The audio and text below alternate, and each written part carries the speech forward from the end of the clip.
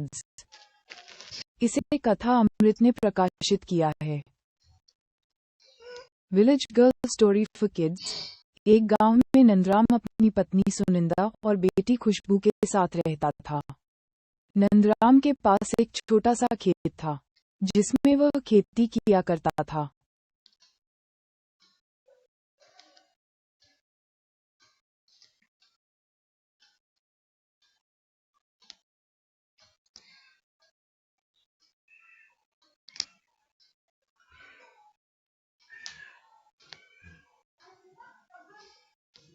पास ही में उन्होंने एक झापड़ी बना रखी थी जिसमें वे सब रहते थे।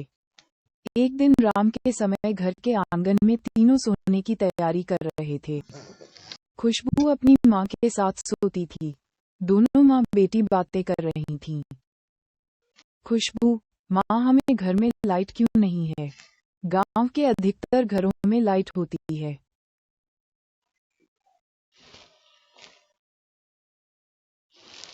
सुनिंदा, बेटी एक दिन हमारा भी पक्का मकान होगा तब उसमें लाइट लग जाएगी। अभी देखो लाइट न होने के फायदे, एक तो हम दिन में सारा काम निपटा लेते हैं, जैसे दिन में ही खाना बनाकर खा लेते हैं, इससे सेहत सही रहती है।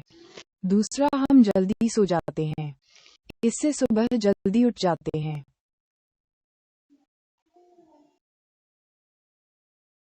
खुशबू, लेकिन माँ रात को तो इतना अंधेरा हो जाता है।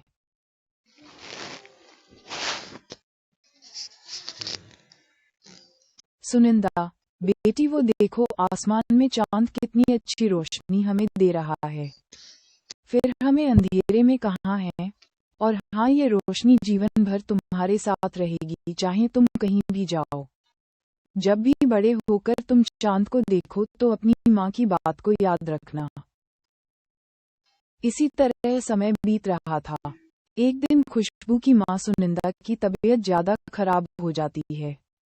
उसे अस्पताल ले जाते हैं लेकिन वह बच नहीं पाती। खुशबू अपनी माँ से लिपटकर बहुत रोती है।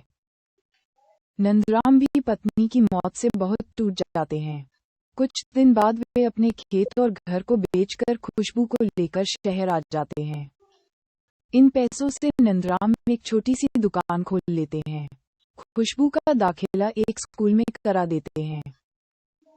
खुशबू पढ़ने में बहुत तेज थी। वह स्कूल जाती और दोपहर को घर आकर खाना बनाकर अपने पिता को दुकान पर देने जाती।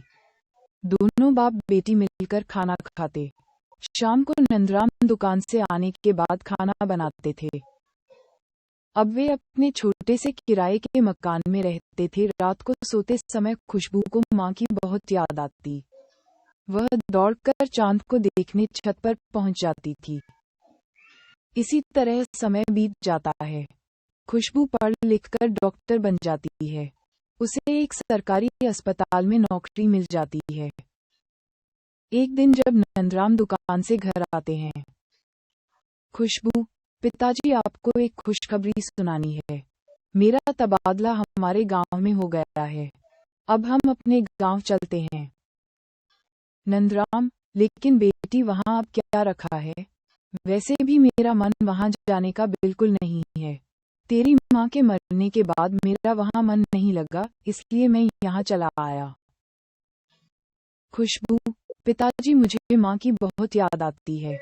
चलो न वहां जाकर अपना घर देखते हैं, क्या पता वह हमें वापस मिल जाए, मैं उसे खरीद लूंगी। माँ की यादें जुड़ी हैं उस घर से। नंदराम, लेकिन बेटी यहाँ दुकान का क्या होगा?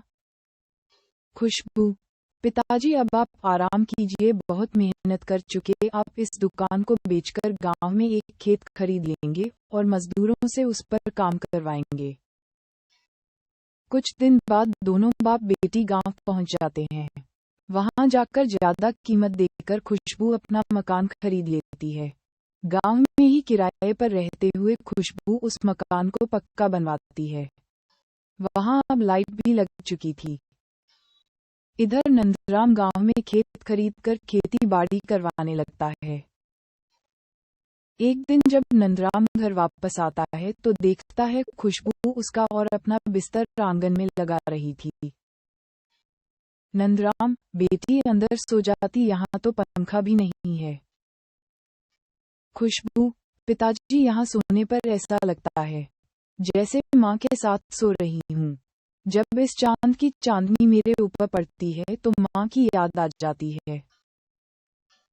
अब हर दिन दोनों आंगन में सोते। खुशबू अपने माँ के बताए रास्ते पर चलती, शाम होती ही खाना बना लेती और रात को जल्दी सोकर सुबह जल्दी उठते थे। वहीं गांव के पास एक दूसरे गांव में एक जमींदार रहते थे। वे एक दिन नंदाराम से मिलने आते हैं और अपने बेटे के लिए खुशबू का हाथ मांगते हैं। नंदराम खुशबू से बात करते हैं। देखभाल करके खुशबू शादी के लिए तैयार हो जाती है। जब खुशबू घर से विदा हो रही थी तो वह अपने पिता से कहती है, खुशबू, पिताजी मेरा बिस्तर संभाल कर रखना। मैं जब भी आपसे मिलने आऊंगी यहीं आंगन में चांद की रोशनी नीचे सोया करूंगी। ये सुनकर नंदराम की आंखों से आंसू बहने लगते हैं। नंदराम, हाँ बेटी, मुझे भी एहसास है कि तेरी माँ तेरा इंतजार करती रहेगी। अन्य कहानियाँ।